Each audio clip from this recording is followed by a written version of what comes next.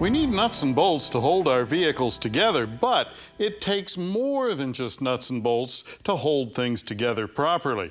And here with some tips, we have Lyndon Abel from Patriot Harley-Davidson in Fairfax, Virginia.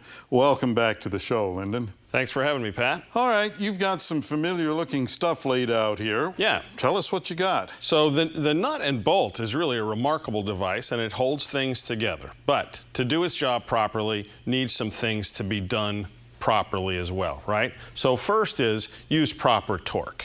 You know, the manufacturer doesn't just guess at this. It's tight for a reason. Get a properly calibrated torque wrench, tighten things properly. The other thing is follow instructions on thread lockers. So here we have some different strength thread locker. There's blue and there's red. Red is a high strength application, blue is medium strength. If you use blue where you're supposed to use red, things aren't going to hold properly, things start coming apart. That's not the fault of the vehicle, that's the fault of the installer, right?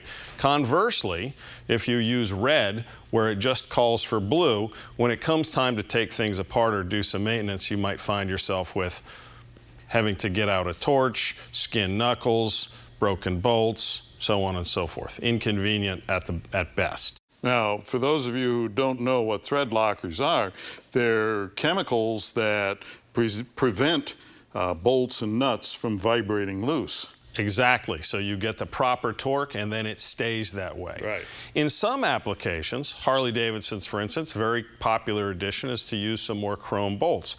But chrome is a very hard surface, and sometimes, although it seems smooth, there are slightly jagged edges.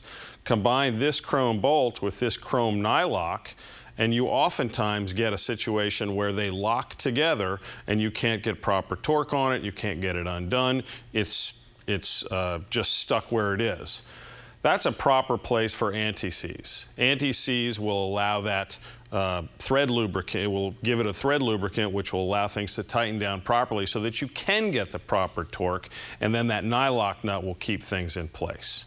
Okay. And you'll also find plenty of uses for anti-seize on other thread pieces. Another, spark plugs is a good example. Another threaded item are drain plugs. If it requires thread sealant, you must use the thread sealant. If you don't, many people will over-tighten that drain plug in order to get a proper seal, and then you end up stripping out an oil pan, which can be a very expensive mess instead of a couple of dollars worth of the right product. Bottom line, follow the instructions. They put them there for a reason. Okay, Lyndon, thank you. And if you have a question or a comment, drop me a line right here at MotorWeek.